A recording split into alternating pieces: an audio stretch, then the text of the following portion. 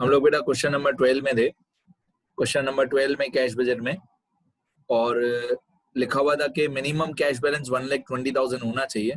ये पहला महीना जनवरी का था, इसको हमने टैली किया तो हमारा बैलेंस 1,20,000 से ज्यादा ही आया। अगर हमारा क्लोजिंग बैलेंस 1,20,000 से ज्यादा ही आया तो ना लोन लेंगे ना लोन रिफंड करेंगे, कुछ भी नहीं करेंगे।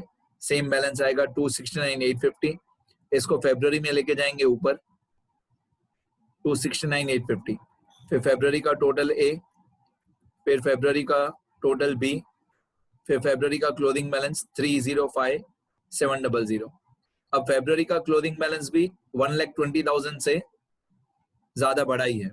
फरवरी का क्लोजिंग बैलेंस भी 1,20,000 से बढ़ा ही है, तो हम फरवरी का जो क्लोजिंग बैलेंस आया उसको भी सीधा ऊपर लेके जाएंगे 305,700। फरवरी का क्लोजिंग मतलब मार्च का ओपनिंग। अब मार्च को टैली करेंगे तो मार्च का टोटल ए, मार्च का टोटल ए है 561,450, 561,450। अब मार्च का टोटल बी, मार्च का टोटल बी है 365,400। अब मार्च का क्लोजिंग बैलेंस है 196,050, 196,050 ये मार्च का क्लोजिंग बैलेंस है और इसमें भी 1,20,000 से ज्यादा बैलेंस ही है। अगर 1,20,000 से ज्यादा बड़ा है, अगर हमारा बैलेंस 1,20,000 से ज्यादा बड़ा है तो 196,050 ये हम लेके जाएंगे सीधा ऊपर।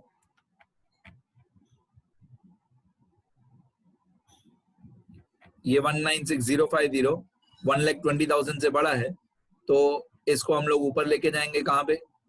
मार्च का क्लोजिंग मतलब अप्रैल का ओपनिंग 196,050। फिर अप्रैल का टोटल ए, फिर अप्रैल का टोटल बी, फिर अप्रैल का क्लोजिंग बैलेंस। अप्रैल का क्लोजिंग बैलेंस है 94,400। बताइए बेटा, कुछ सीखने को मिलेगा। अप्रैल का क्लोजिंग बैलेंस है 94,400, लेकिन हमारा मिनिमम कैश बैलेंस था 1,20,000। तो हम पहले ये देखते हैं कि कितनी डेफिशिएंसी है, कितना कम है। तो हमारा क्लोजिंग बैलेंस मिनिमम होना चाहिए 1,20,000, उसमें से हमारे पास अभी है 94,400। तो हम देखेंगे कि कितना कम है। तो 1,20,000 माइनस 94,400 तो हमारे पास 25,600 रुपीज कम है। लेकिन अगर इसको बोलेंगे डेफिशिट,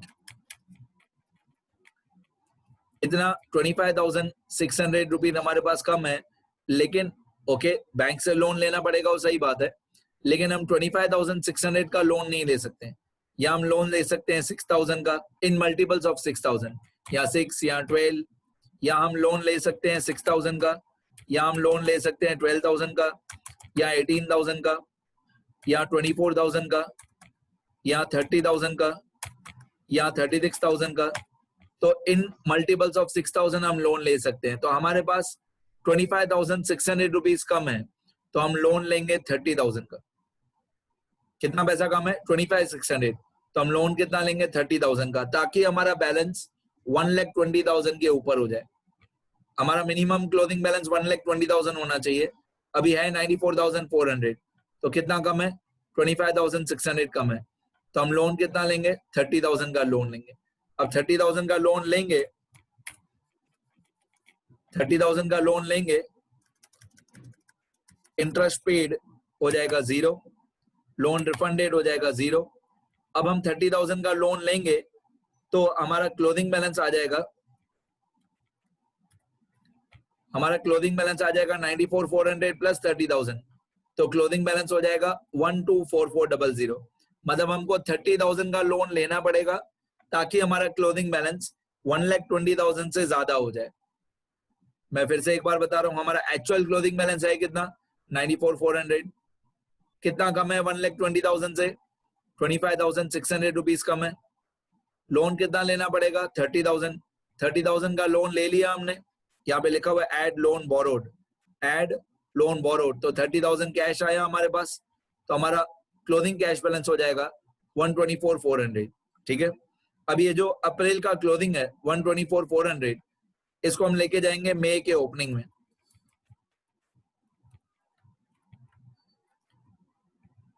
इसको हम लेके जाएंगे मई के ओपनिंग में, यहाँ पे शायद वैल्यू गलत आ रही है, 124,400, ठीक है। तो ये जो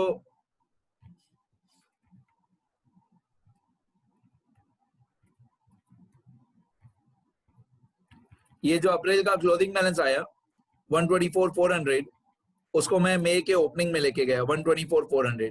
अब पहले टोटल ए और टोटल बी कर लेते हैं, फिर आगे की बात उसके बाद बता दूं। ये मई का टोटल ए, इसमें 433,400 जो आया, ये जो आ रहा है हमारा 433,400, इसके अंदर ये 124,400 और 75,000 और 234,000, ये तीन अमाउंट ऐड की हुई है, 1 2 3, इन तीनों को ऐड करके 433,400 आएगा। अब मई का टोटल बी, मई का टोटल बी ये आ रहा है 2,444,000। अब मई का ग्रॉस क्लोथिंग बैलेंस, मई का ग्रॉस क्लोथिंग बैलेंस 1,89,000 है। अब ये कितना भी क्लोथिंग बैलेंस हो या नहीं हो, ये मई का जो क्लोथिंग बैलेंस आया 1,89,000, ये 1,20,000 से बड़ा हो या 1,20,000 से छोटा हो, सबसे पहले हम लोगों को ये इंटरेस्ट पे करना ही है, ये वाला इंटरेस्ट। ये इंटरेस्ट में क्वेश्चन में लिखा हुआ था 10% पर एनम, मैंने कल यहाँ पे नोट्स में लिखा था, ये rate of interest 10% per annum. तो अगर हमारा क्लोथिंग बैलेंस ये 1,89,000 1,20,000 से बड़ा हो या 1,20,000 से छोटा हो, सबसे पहले इंटरेस्ट तो पे करना ही है। एक महीने का 30,000 जो लोन बोरो किया था उस पे, 30,000 जो लोन बोरो किया था मल्टीप्लाई बाय 10/100 मल्टीप्लाई बाय 1/12, एक महीने का कैलकुलेशन देखना सब लोग। 30,000 पे 30,000 मल्टीप्लाई 10/100, 10% पर एनम मल्टीप्लाई 1/12। एक बार कैलकुलेशन देखो अच्छी तरह, 30,000 मल्टीप्लाई 10/100 मतलब 10% मल्टीप्लाई 1/12 मतलब एक महीने का इंटरेस्ट हमने पे किया। ये एक महीने का इंटरेस्ट आया हमारा 250 रुपीज, ये तो पे करना ही पड़ेगा कंपलसरी। लोन बोरोड कितना होगा? 0, क्योंकि अभी हमारे पास पैसे 1,20,000 से ज्यादा है। अगर हमारे पास पैसे 1,20,000 से ज्यादा है, पहली बात पैसे 1,20,000 से ज्यादा हो या कम हो, इंटरेस्ट तो पे करना ही है। डन। अब हम लोग क्या करेंगे, हमारे पास पैसे पड़े हैं 1,89,000, मिनिमम हमारा बैलेंस होना चाहिए 1,20,000। हमारा बैलेंस कितना होना चाहिए? 1,20,000। हमारे पास पैसे कितने पड़े हैं? 1,89,000। मैं यहाँ पे रफ कैलकुलेशन करके दिखाता हूँ। अभी हमारे पास पैसे पड़े हैं 1,89,000, उसमें से इंटरेस्ट हमने पे कर दिया 250।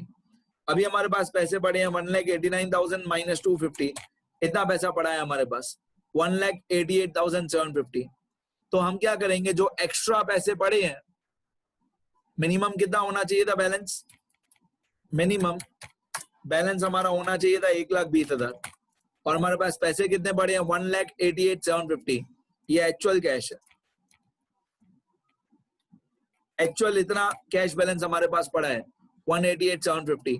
मिनिमम होना चाहिए 1,20,000। तो हम लोग क्या करेंगे, जो 30,000 का लोन बोरो किया था अप्रैल में, वही 30,000 का लोन मई में रिफंड कर देंगे, क्योंकि हमारे पास बहुत एक्स्ट्रा पैसे पड़े हैं।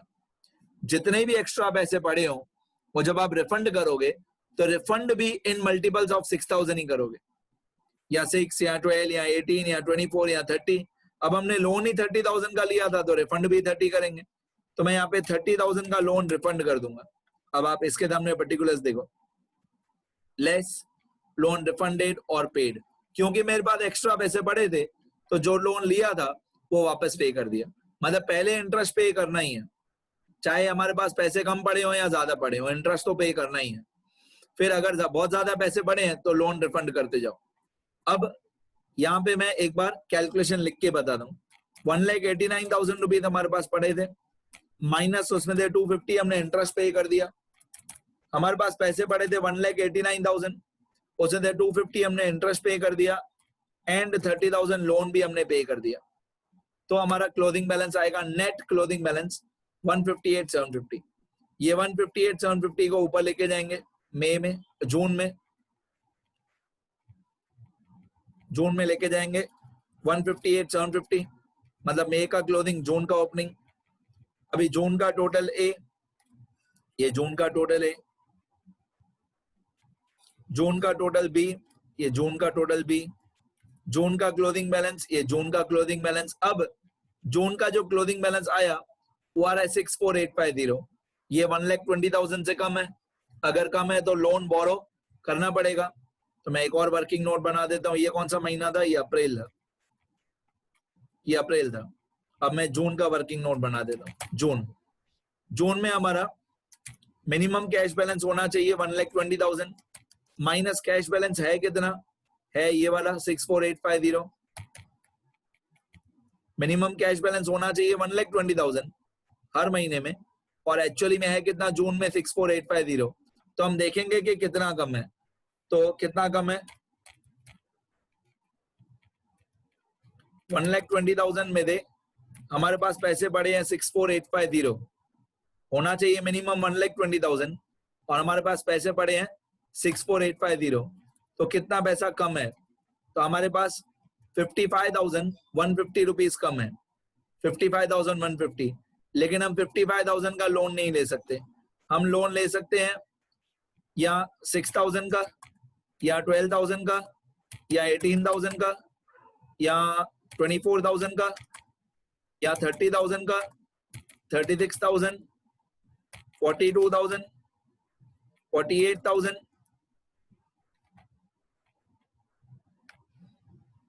48 के बाद आएगा 54,000, उसके बाद आएगा 60,000। डन।